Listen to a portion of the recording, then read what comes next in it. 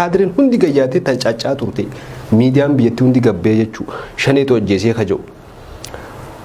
Deebi'eetii hangaasaa waan san saaxilee jechuu amma akka tireefu kaaftee wanni muummichi ministeera dheengadda barreessee fi haasawni hangaasaa walirraa hin fagaatu. Haa ta'u garuu ati siyaasaa keessatti nama si mormuus haa ta'u kasi deeggaruus bu'aa xiqqoo keessaa argatte keessaa fudhatta hangaasaa naa galatoomu waan san ragaa ba'u isaati. Hayyamsiisa darabsee beektaa shaneen baqachaa uummata ajjeesaa jirti jennaani shanee tamtu sin baqachaa jira. Shaneetu shanee baqachaa jira waan jiru haasee. Muummichi ministeera fuula feesbuukaa isaa irratti shaneen osoo waraana keenya baqattuuti uummata nagaa fixaa dabartee jedhe. Hangaasaan garuu faallaa saniiti shaneen isin baqattu jiru. Ana kana fakkaatutti PP Oromiyaa tana keessa qoodimsaa jira. Guruppii Taayyee fi Shimallis Abdiisaa Taayyee fi Abiyyi Ahmad fa'aa jira. Guruppii Shimallis Abdiisaa fa'aa jira. Yeroo kanatti amma ati guruppii takka godhuu deemtu nama keessaan dubbattu qabaachuu qabdaa beeki. Amma eegata Taayyee faarsaa ture ilaali hangaasaan Shimallis Abdiisaa Araarsaa Bardaasaa Fiqaaduu Tasammaa faani arrabsaa Taayyee fi Abiyyi Ahmad faarsaa ture. Achi keessatti Abiyyi Ahmadis ni mul'ata jechuudha asoo hangaasaa kana keessatti yoo ilaaltee jiraatte. Kabajamoo isaa piroojeektii godhuudhaaf akka yakka tokko ati biyya san keessatti osoo muummichi ministeeraa hin beekne pirezidaantiin naannoo Oromiyaa tarkaanfii takka fudhatee waan takka godhuu hin danda'u tana beeki. Sanuu torbaanuma tokko dura Wallaggumatti namni dhume nama 1,200 oltu dhumee jaan. Miidiyaan hedduun gabaasaa ture. Torbaanuma boodagaa kawanni kun ta'e ammas nama 360 oltu dhume jedhanii miidiyaaleen addunyaallee gabaasaa jiran. Osoo muummichi ministeeraan beekne osoo gartee caasaan tikaa ka federaalaan beekne pirezidaantiin naannoo Oromiyaa kophatti wanni godhu hin jiru. Ufiif bakka jiranirraa achi keessaa tokko tokko cabsee ol bahuudhaaf dubbate tana keessaa dhugaan Oromoo baate. Dhugaan Oromoo bahuun immoo nuuf waan gaariidha. Maaliif waan kana namoonni hedduun yeroo hedduu confuse ta'aa turan jechuu mootummaa waraana bilisummaa Oromootu uummata nagaa fixa yeroo adda adda gabaasaa ture haasawaa hangaasaa Ibrahim miidiyaalee addunyaa hundaa wal jala fuudhee gartee dabarsaa ture namni kun miseensa paarlaamaati. Miseensa paarlaamaa jechuun waan salphaa sitti hin fakkaatin yakka tokko hojjete yeroo tanatti hangaasaa namni isa himachuu danda'u hin jiru mana murtiitti. Yakka himatamu mirga himatamuu dhabuu qaba ammatti miseensi paarlaamaa jechuun qaama seera biyyattii baasu qaama seera biyyattii baasu ka mirga himatamuu dhabuu qabu jechuun namni tokko isarra himata isarra banuu hin danda'u nama salphaa miti jechuun yeroo kanatti aangoo inni qabatee taa'uu ni jiru. Isa mana murtiitti dhiyeessuuf yoo dandame dura paarlaama biyyattii sayyaamteeti mirga himatamuu dhabuu isa inni qabu irraa haaftee himatta. Kanaaf nama salphaa miti miseensa paarlaamaa jechuun qaama seera biyya sanii baasu. Saniif nama kanaatu gabbahee waan isaan ja'an walitti lallaaqan himee jechuudha. Abiyyi Ahmad isa dubaraa jiraatu waan qabu ragaan hin qabaa jechaa ture. Ragaa qabatamaaniin jechuun oduu osoo hin taane wanta haasoo kana ragaa qabatamaaniin gabbaasa jechaa ture waa'ee ajjechaa lixaa Oromiyaa keessatti ta'aa jiru. Ammallee paartii bilisiginnaa kana keessatti bilisiginnuma Oromiyaa kana keessattuu warra federaalaatii fi warra naannoleetti adda qoodamanii jiran. Warra federaalaatii fi warra naannoleetti. Caffeen Oromiyaa habiraatiin dhuunfatamte. Warri federaala keessa jiru kan akka hangaasaa kan akka Taayyee kunis gara muummicha ministeera jiranii jechuudha. Kanaafuu garee Shimallis faana hafuuraan baaftu waan hojjetu malee.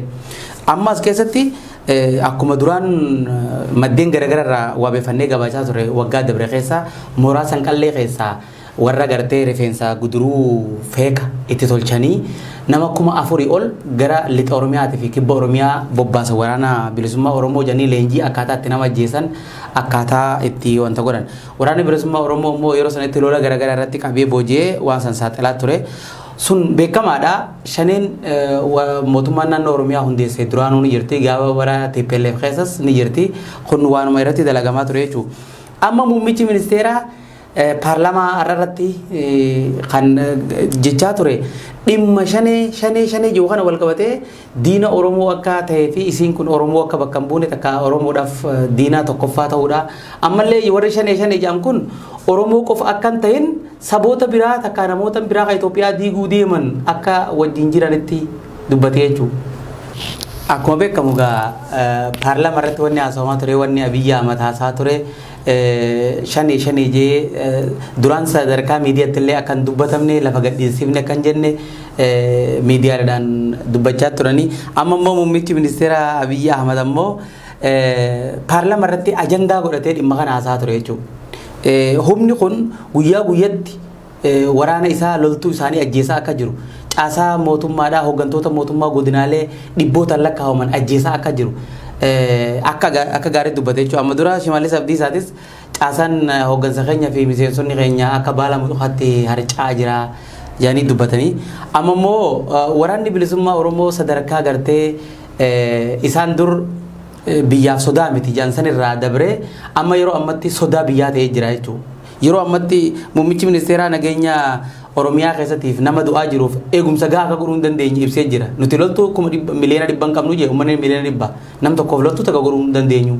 Uummanni ifirraa walaa eeguu isaanii fakkeenya Ameerikaa fa'aa manguddoonni taa'anii waa'ee nageenya biyya isaanii fa'aa eeganii baay'ee tafaa fudhatanii waan akkas jiru dubbate.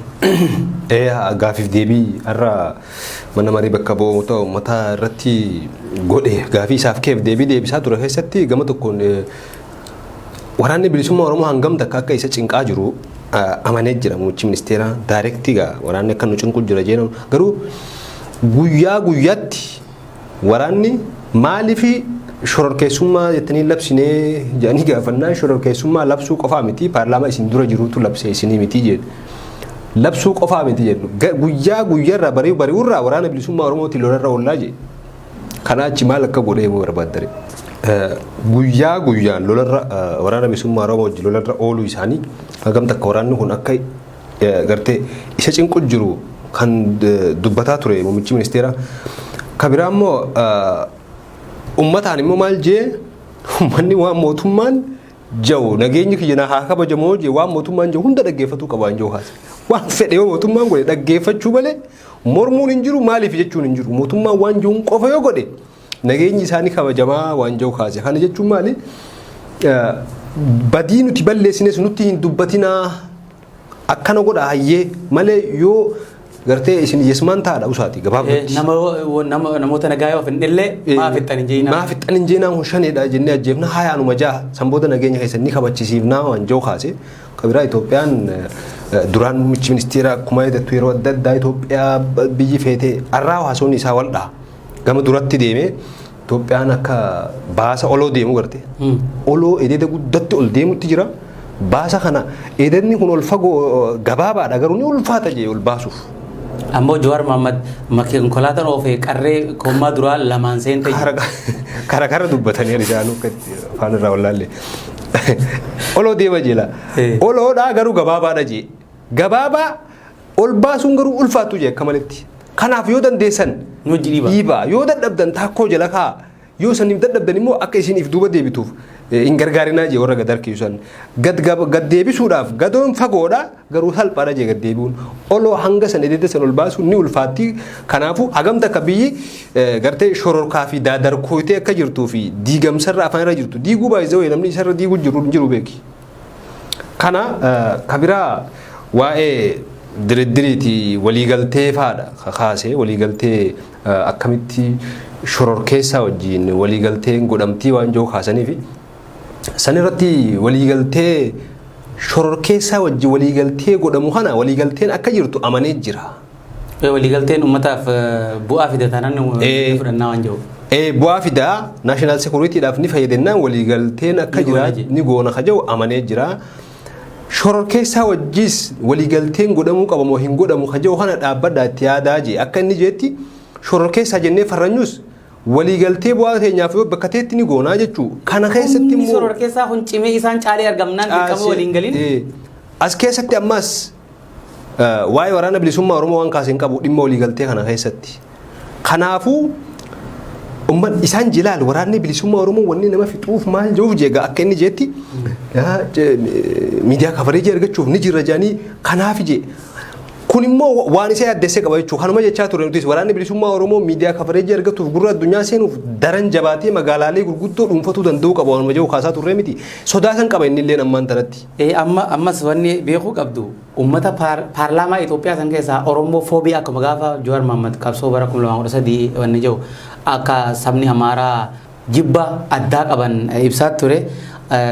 Amma miseensonni paarlaamaa dilli sun waa'ee waraana bilisummaa Oromoo wajjin waliigalteen haa godhamtu waa'uma gartee TPLF illee ta'u irra deddeebanii dubbatanillee haa waraana bilisummaa Oromoo kana daranumaa akka gartee shororkeessaa ta'u itti yaadanii waan dubbatan. Paarlaamaan amma dura waraana TPLF waggaa takka dura TPLF fi waraanni bilisummaa Oromoo shororkeessaa janiiti garee mootummaa Itoophiyaatiin loltu lamaan achi baasan.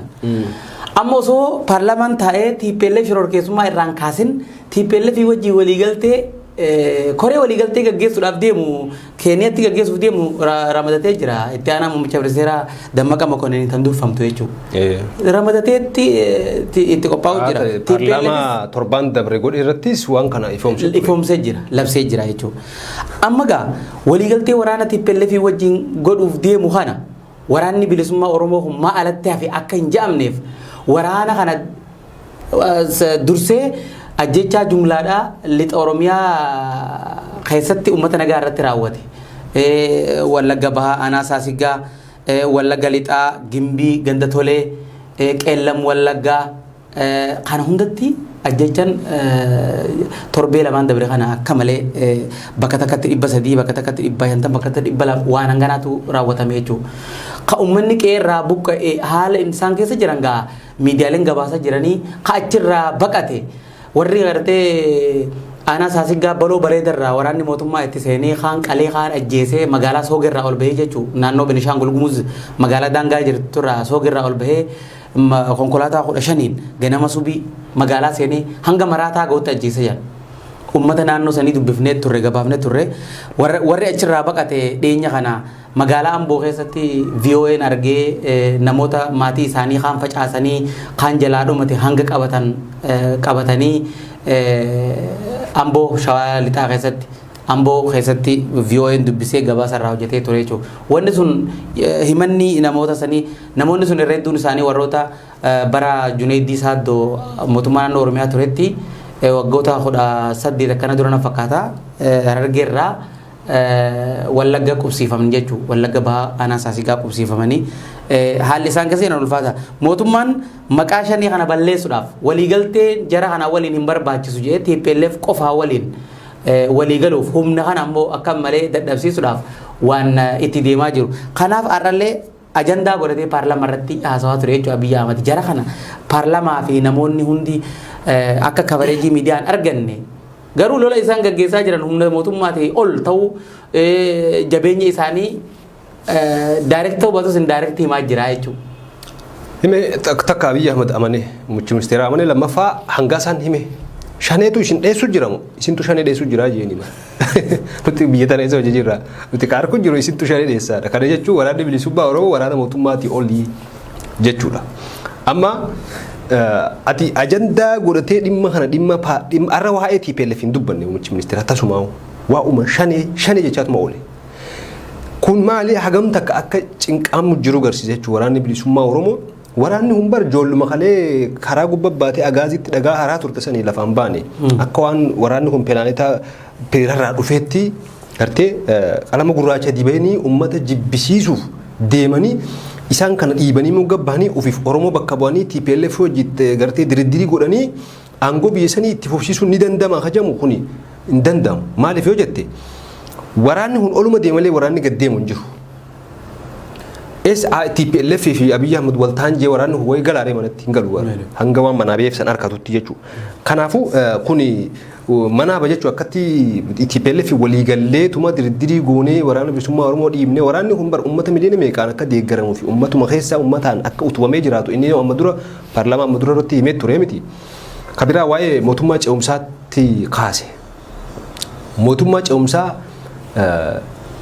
mootummoota dabran Haile Sillaasee Mangistuu Hayilamaariyaam Mallas Zeenaawii fa'aa maqaa dheetii mootummaan gaafii mootummaa ce'umsaa kun ka'aatuma ture ittiin milkooyne ammas ittiin milkaa'u jee waa'ee mootummaa ce'umsaa maqaan dheenaa jee amma dura walgahii paarlaamaa walgahii paartilee siyaasaa waliin godhan jechuu bakka walitti qabduun paartilee siyaasaa jechuun kan mormitootaatiif kan mootummaa jirtutti haasaa taasisaa ture muummichi ministeeraa jechuun paartilee mormitootaatiif maal jee mootummaa ce'umsaa ka jettan kana dhaabaa jeen mootummaa ce'umsaa osoo hin ta'in kuni mootummaa bixibixidha jee mootummaa gartee jeequmsaati malee kan isin jettan mootummaa ce'umsaa wanni jiru je'amu hin jiru jee kana hin yaadinaa jee mootummoota dabran keessas hin milkooyne ammas tasuma hin milkaa'u jee haala saniin itti deemneeti bixibixii uumnee mootummaa ce'umsaa dhaabbatan kuma dhibbootaan namni dhuma malee sun hin uumamuu jee arrallee sanuma irra deebi'ee dubbate jechuudha mootummaa ce'umsaa kan jettan kun hin hojjetu maaliif kana